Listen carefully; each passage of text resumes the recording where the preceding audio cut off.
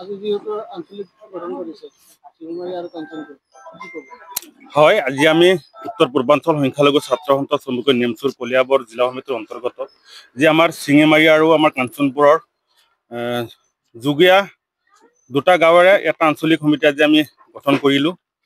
আৰু এই অঞ্চলৰ বিশেষকৈ যি যুৱকসকলৰ যি উৎসাহ যি উদ্দীপনা দেখিলোঁ, তেখেতসকলে আমাৰ যি নেমচুৰ বেনাৰত সংগঠন কৰিব আৰু জাতিৰ হৈ পেলাই কাম কৰিব, তাৰে যোগাযোগ কৰি পেলাই আজিৰ ডেটটো ফিক্স কৰাৰ পাছত আজি আমি কলিয়াবৰ ডিষ্ট্ৰিক্টৰ বিষয়ববীয়াসকল আহি আমাৰ এই অঞ্চলৰ যি শিঙিমাৰী আঞ্চলিক নামেৰে এক সমিতি গঠন কৰা হৈছে। প্ৰায় আপোনাৰ 31জনীয়া কমিটি গঠন কৰা হৈছে। তাৰে ভিতৰত মহম্মদ ইজাজুল হক সভাপতি, আসিফ ইফতিকাৰ আৰু পাৰভেজ জাকাৰিয়া দুয়োজনকে সাধাৰণ সম্পাদকৰ দায়িত্ব দিয়া হৈছে। ইয়াৰ লগতে বিভিন্ন দায়িত্ব আছে। আৰু বিশেষকৈ আজি এই সংগঠনৰ মজিয়াৰ পৰাই তেখেতসকলৰ যি উৎসাহ দেখিলোঁ, তেখেতে এই অঞ্চলৰ যি মদ, বাং, জোৱাৰ, ড্ৰাগছ, বাল্য বিবাহ আদি কৰি সমাজত কুসংস্কাৰ যিমান আছে এইসকলৰ বিৰোধিতা কৰি পেলাই জাতিটোক কেনেকৈ সুশিক্ষিত কৰি আগুৱাই লৈ যাব পাৰে তাৰ কাৰণে অৰহে চেষ্টা কৰিব।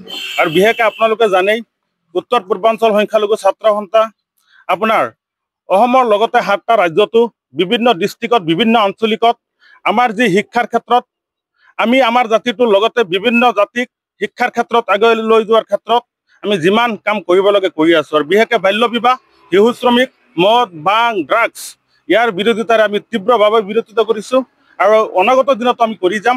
আমাৰ এটাই লক্ষ্য, আমাৰ সমাজখন কেনেকৈ সুশিক্ষিত হ'ব পাৰে, আমাৰ সমাজখন কেনেকৈ ড্ৰাগছ মুক্ত হ'ব পাৰে, আমাৰ সমাজখন কেনেকৈ মদ মুক্ত হ'ব পাৰে, তাৰে আমাৰ উদ্দেশ্য আৰু সেইখিনি আমাৰ কাম। আৰু সেইখিনি আমাৰ সংগঠনৰ বেনাৰত থাকি পেলাই আমাৰ যিসকল নৱনিৰ্বাচিত আজি আমাৰ শিঙিমাৰী আঞ্চলিকৰ বিষয়ববীয়াসকল আছে তেখেতসকলক আমি কলিয়াবৰ জিলা নেমচুৰ ফালৰ পৰা পোনপ্ৰথমে ধন্যবাদ জ্ঞাপন কৰিছোঁ। লগতে তেখেতসকলৰ ফালৰ পৰা আমি এইখিনিয়ে বিচাৰিছোঁ, তেখেতসকলে এই সমাজখন যাতে মদ, বাং, ড্ৰাগছ, বাল্য বিবাহ আদি মুক্ত কৰে, তাৰ কাৰণে যাতে অৰহ কাম কৰে, সেইখিনি আমি বিচাৰিছোঁ।